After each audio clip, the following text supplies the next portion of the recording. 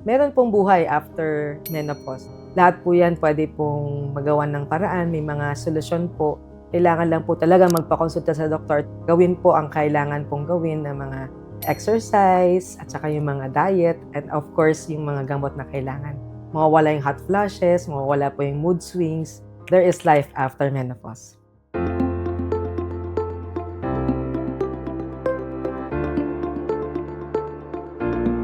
Kung merong isang topic na madalas tinatanong sa akin sa aking Facebook page, sa TikTok, or kaya sa aking YouTube, ay itong topic na pag-uusapan natin ngayong araw na to. At ako ay nagpapasalamat dahil ako ay pinaunlakan ng aking dalawang kaibigan na nandito ngayon. So, ang ating regular guest na si Dr. Nit Sanggalang, ang ating OBGYN, and of course, ang ating pulmonologist ngayon, na naging guest ko na rin, si Dr. Judy Bisperas. Hello po. So, magandang araw sa inyong dalawa. Hello. So, ngayon, kasasabi ko lang, marami sa ating mga nakikinig na pinag-uusapan natin about menopause. So, paulit-ulit natin pinag-uusapan menopause. Ano nga ba uli ang menopause needs? Menopause, dalawang klase yan, di ba? It can occur naturally at saka may tinatawag na surgically menopause. Pag natural menopause, there will come at a point in your life na dadating yung age na mga late 40s until early 50s kung saan magsastop yung ovaries mo kasi na mag-produce na ng estrogen, kaya nakakaramdam ka ng signs and symptoms of menopause. Ano ba yung mga signs and symptoms? Ayan yung, alam mo yung kahit na nasa loob ka ng aircon room na sobrang ginaw, pero feeling mo, ba't ako lang yung naiinitan dito? You will develop yung difficulty of sleeping at night. Tapos mayroon kang mood swings na kahit na ang ganda-ganda ng kausap sa'yo, bigla ka, ano ba? Ganyan. May kilala ko lang yung ganyan. Pwede kasing natural, like I said, dadating ka sa age na yun di ba? So mga late 40s to early 50s. Pero meron din tayong tinatawag na surgically menopause. Yung surgically menopause may indication kung bakit tinanggal yung matris at saka yung ovaryo ng pasyente. Naku, alam mo, isa yan sa mga frequently asked questions sa amin. Doktora, pag po tinanggal ang ovaryo, may diferensya po ba yun sa tinanggalan ng matres? May difference ba yun? Iba-iba kasi yan. Pero ideally, let's say, ang cut-off more or less is mga 45, no? Let's say may myoma yung pasyente, 45 years old, ganyan. Ang ginagawa, lalo na pag completed na yung childbearing, ibig sabihin nakapag-anak na siya, so titignan mo yung matris, hindi na medyo kailangan, no? So tatanggalin mo yung matris, tatanggalin mo yung isang ovary, pero mag-iiwan ka ng isa. Kasi yung isang ovary, yun yung magiging source of hormones niya. When you say a patient is completely surgically menopause, tinanggal mo yung both ovaries pati yung matris. So, walang naiwan na ovary. Okay, kasi madalas tinatanong ng mga pasyente o kahit na yung mga nakikinig sa atin na pagka daw menopause, may difference pagka yung ovary na iiwan or talagang completely tinatanggal. So, can we say na pagka tinanggal yung buong ovary pati uterus, that's already considered surgical menopause? Oh, pag dalawa, kasi dalawa ang ovaries mo, di ba?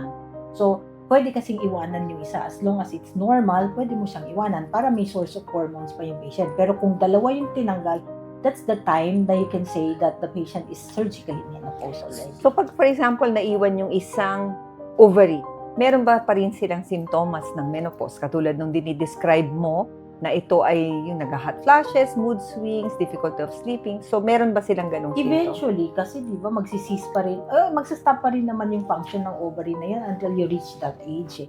Ang idea lang doon is, since naoperahan mo siya ng mas maaga kesa doon sa normal na dadating ka doon sa edad na menopause ka, iiwanan mo yung isa. Let's say, 40 years old yan. Kasi pag 40, masyadong maaga di ba? So, kailangan iwanan mo yung isang ovary. Okay. So, sana, malinaw naman yun, Kaya lang, hindi ko alam kung papayagan tayo ni Dr. Julie kasi I think kung may isang person that really represent ba ang tawag doon about experience, surgical menopause. Kasi definitely, menopause. Menopause. Natural. Natural. Pero ikaw, Surgical. Oo, surgical. So, makikita mo yung difference na kami, we went through the phases, from perimenopause and then nagmenopause kami. Pero ikaw, at age 40, so alam mo, maraming mga patient nagpapakonsulta yan na, Doktora, kinakabahan ako, makabugang dibdib ko, madali ako mapagod. Lagi namin sinasabi, ay, too young ka para perimenopause. So at age 40, ano ba yung na-experience mo, Dr. Judy? Actually, 39 years old. May Mm. isang ovary akong naalis na. So, okay lang, no? Pero 44 years old, they had to take everything out. Mattress, pati yung another ovary. So, yun na yung time na talagang surgical menopause yung dinidiscuss nila kanina. So, yun nga, parang nakakumot ka gabi. Naka-aircon na. Okay. After 1 minute, wala pang 1 minute pa nga. Mainit na naman, alisin mo naman yung umot. Tapos, pinagpapawisan ka. Nasa middle of the night, may pawis ka. May aircon ka naman. Ang hirap. Tapos yun nga, may mga mood swings, pero siguro, ikaw pasyente, ako mismo pasyente, hindi ko nararamdaman yun. Na parang akala ko, yun na po talaga yung pag-uugali ko talaga. Mabilis kang magalit, impatient ka, hindi ka yung usual na yung mahaba yung pasyensya. So, ganun. Another one is, Hirap matulog. ayun, dahil nga dun sa hot flashes, hirap matulog. Para kang nakabantay sa gabi.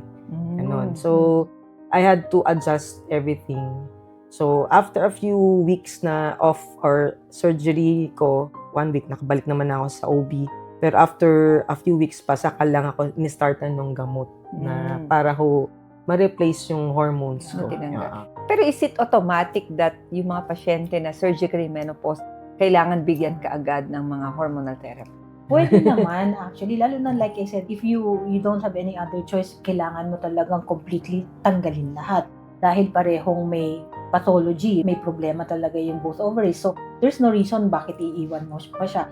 So, in those cases, pag ganong pagkakataon, kailangan you give them supplements, but hormonal replacement therapies. Oo. Kasi yan, may clear indication for treatment. Tama, yung mga iniinom na gamot to replace the hormones.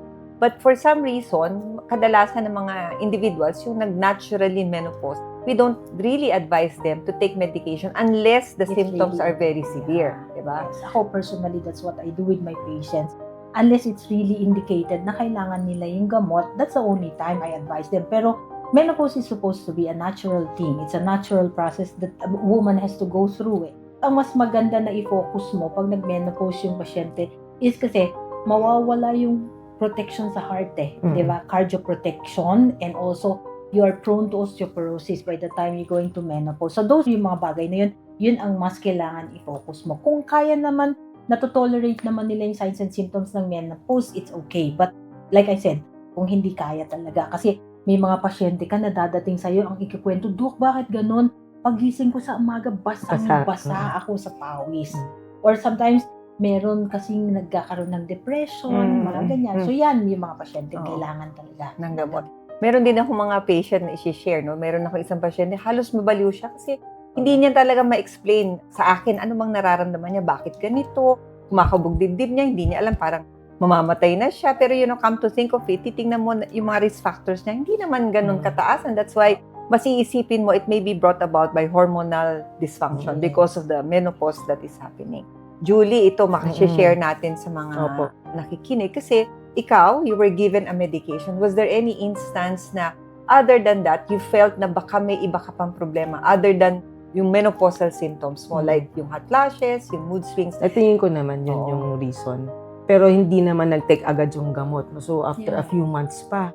Kasi parang, di ba, sa endocrine na pinag-aaralan natin sa medicine, medyo kailangan mo pa siyang ma-reach yung target niya na concentration. So, yung sintomas, hindi siya instant, wala na akong hot flashes, wala na akong mood swings, mga ganyan, hindi na ako pagpapawisan, hindi siya ganun. So, pero nag-alala ka ba na baka mamaya maaga kang magkaroon ng sakit sa puso, mag-high blood? Oo. Actually, tinanong yata kita noon eh. Kasi nag-iisip din ako pagka hormone replacement therapy, may mga ibang side effects, no? Yun. Inaalala ko yun. Pero syempre, protective yung estrogen sa heart, no? So, masyado pa akong bata, 44 ako nung time na yon. So, kailangan po talaga na i-replace pa. So, kung 5 years pa bago ako mag-start, parang late na siguro yun, no? Totoo yun, totoo yun. Pero did you experience, yung dating wala ka namang nararamdaman, and then all of a sudden, nagkaroon ka ba ng mga kabog sa dibdib, hinihingal? Kasi yan yung mga warning signs sa mga may sakit sa puso. Na-experience mo ba yun during the time na nag-surgical menopause ka? Wala. Hindi. Okay. Pero kasi nalilito sila. Yeah. So, hindi nila alam kung ito ba ay dahil sa tumatanda lang ako, nag-menopause ako, or totoo bang may sakit na ako sa puso, di ba? Yun O nga yung kaya- mahirap i-delineate O eh. kaya lalo baka na- naagapan. Yes, Sa time maybe. ko. Oo. Maybe. O, kasi nga andito si Dr. Adelana at ang aking OB. Yun nga, iniisip ko nga, kadalasan kasi ng mga pasyente, ang pinupuntahan, cardiologist. Opo. Hindi talaga OB or any other subspecialty kasi mas takot silang magkasakit sa puso more than may explain na hormonal. Pero bakit needs? Minsan may mga OB, hindi nila dinidiscuss ang perimenopausal. Hindi talaga. Oo nga. Most of the time. Unless the patient comes to them and asks na ganun nga. Eh, kasi nga, ang idea din, it's a process Normal. that you have to Oo. go through. Kasi lahat naman ng babae, hindi naman nila maiiwasan na hindi dumaan sa proseso. Kaya parang binabaliwala ng Hindi naman ibang... siguro wala. Parang it's a normal thing. O So, kaya manageable siya. Manageable. Supposed to be. No? yeah. Kaya sa amin lagi pumupunta. So ako naman, lagi i-explain na ito ay isang hormonal dysfunction dahil yan sa perimenopause. Tapos sila biglang magugulat sa akin na, ba't doktora, alam mo, cardiologist ka, bakit yung OB ko hindi sinabi Hindi sa sinasabi. akin? Siyempre. So, tuloy, parang ang mga tao, karamihan ng mga babaeng patient ko, pagka ganon.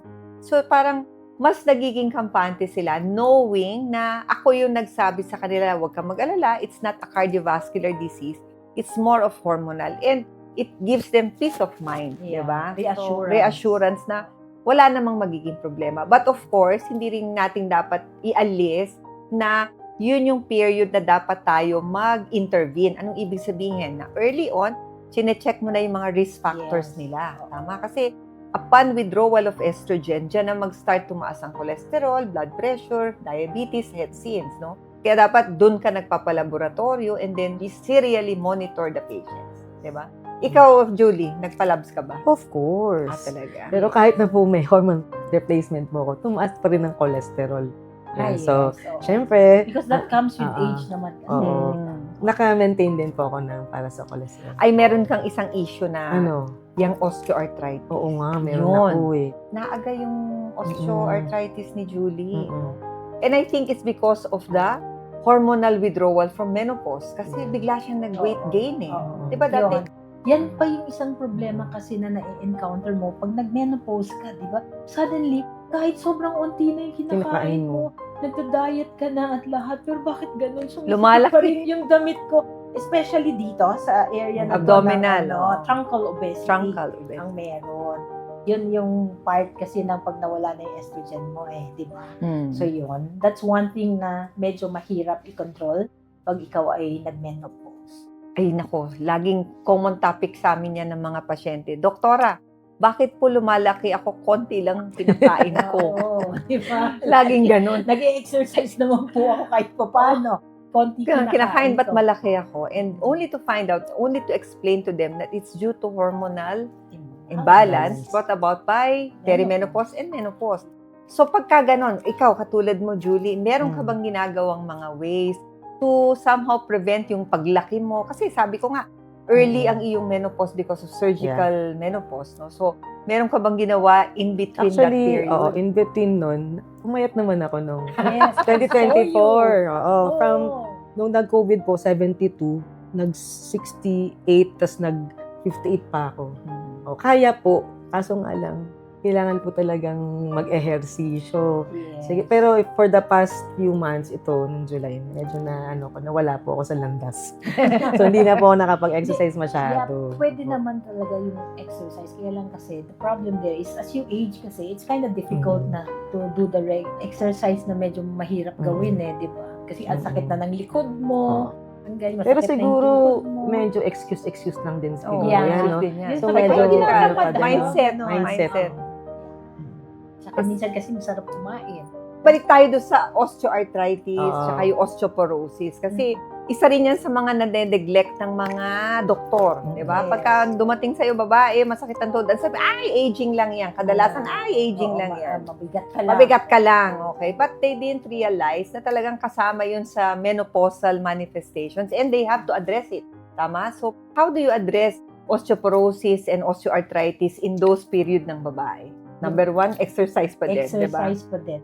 You have to control your weight kasi ang weight mo, ang sasalo lahat is here That's Sa me. knees mo 6 times ang weight ng kin-carry ng knees mo. So, kung mabigat ka, kawawa yung knees mo. So, another one, yung mga calcium. No? Yeah, you can still Calcium, get vitamin your D3, calcium. ganyan. D3. Yeah. Early, yun ang Early sinasabi. Early yan. You have Yeah. to start even before Perimenopause. perimenopause. Kasi isa rin yan sa mga nawawala during perimenopause. Kaya dapat maaga. Kung hindi ka man uminom ng mga calcium, maybe you start drinking dairy products. Yes. No? Kaya lang minsan, mga patient may lactose Lactose. intolerance, Kaya etc. yan That's sila. why Dok, hindi ako still. pwede sa ganito. Oo, ganyan. oo. Kaya supplemental calcium, yun ang ginagawa ng mga Oo. tao. No? But sana maagang magsisimula. Yeah, no? But of maagang course, magsimula. with the advice of the doctor, hindi pwedeng basta-basta Kasi iinom just ka na lang. self-medicate. Oo, hindi Mas pwedeng mahirap. self-medication. No? Sa experience ko, no, na nagkaroon ng surgical menopause, meron pong buhay after menopause. Lahat po yan pwede pong magawa ng paraan, may mga solusyon po. Kailangan lang po talaga magpakonsulta sa doktor. Gawin po ang kailangan pong gawin na mga exercise at saka yung mga diet and of course yung mga gamot na kailangan. Mawawala yung hot flashes, mawawala po yung mood swings. There is life after menopause. Yes, definitely. At saka, kung may nararamdaman po kayo, huwag kayong matakot pumunta sa doktor. Okay? And mali po yung idea na pag tinanggal yung isang ovary ko, feeling ko hindi na ako kompleto. Meron akong mga mararamdaman ganun, nakakaiba. Hindi naman po ganun yon. Okay? It's better na makuha natin yung sakit ng mas maaga kasi magagawa natin siya ng paraan. So, narinig po natin ang mga advices ng ating mga eksperto coming from the real experience of a patient having surgical menopause, na there is still life after menopause. And of course, from our expert na si Dr. Nitz, dapat po talaga magpakonsulta, especially if you have concerns sa inyong nararamdaman. Tandaan po, lahat po ng nararamdaman ninyo, alam ko may mga question, agam-agam sa inyong mga isip, mainam po you approach the right physician para po sa inyong mga concern. Iba't ibang patient are individual na kailangan pong i-address ng bawat doktor. So, dapat po magpapakonsulta. This is Dr. Eileen Cynthia De Lara. So, don't forget to like, subscribe, and see you in our next video.